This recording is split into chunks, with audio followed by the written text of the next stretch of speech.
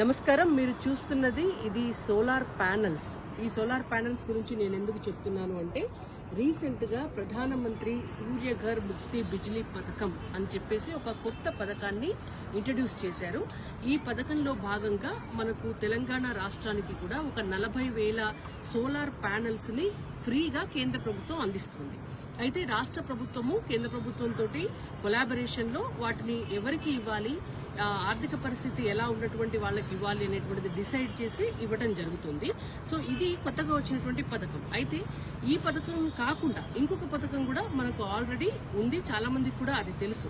ఇవాళ దాని పేరు పిఎం సూర్యఘర్ యోజన. ఈ పిఎం సూర్యఘర్ యోజన పథకం కింద ఇలాంటి సోలార్ ప్యానెల్స్ కనుక మనం పెట్టుకుంటే 1 kV సోలార్ ప్యానెల్ ని పెట్టుకోవడానికి మనకు అయ్యేటటువంటి ఖర్చు ఒక 70,000 ఖర్చు వస్తుంది. దాంట్లో కేంద్ర ప్రభుత్వం 30,000 రూపాయలు సబ్సిడీ ఇస్తుంది.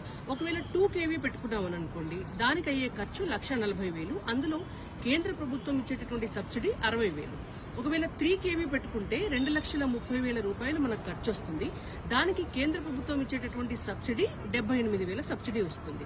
అయితే దీనికోసం ఏం చేయాలి అనంటే, మనకి పోర్టల్ ఉంటుంది. సో దాన్ని నేషనల్ పోర్టల్లో కనుక మనము రిజిస్ట్రేషన్ చేయించుకున్న తర్వాత మనకు అక్కడ వెండర్స్ లిస్ట్ వస్తుంది. ఆ వెండర్స్ లిస్ట్ లో మనకి ఏ కంపెనీ వాళ్ళు కావాలి ప్యానెల్ అని అనుకుంటే, మనం సెలెక్ట్ చేసుకున్న కంపెనీ వాళ్ళు మన దగ్గరికి మనకు అప్రోచ్ అవుతారు. మనం ఫోన్ నెంబర్ ఇస్తే అప్రోచ్ అయ్యి తీసుకొచ్చి మనకి ఈ ప్యానెల్ ని మన ఇంటి పైన పెట్టడం జరుగుతుంది.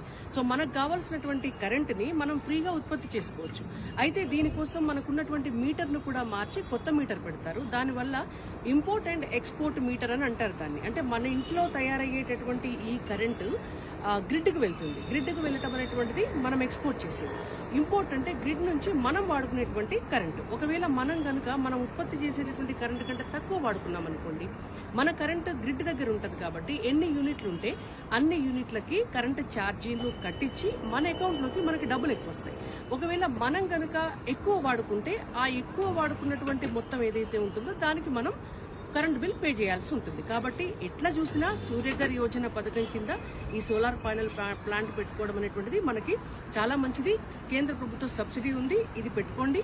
మళ్ళీ బిలో పావర్టీ లైన్ ఉన్నటువంటి వాళ్ళకి 40,000 ఉచిత సోలార్ ప్యానెల్స్ కూడా ప్రధానమంత్రి గారి పథకం కింద తెలంగాణకి భవిష్యత్తులో రాబోతున్నాయి. Thank you.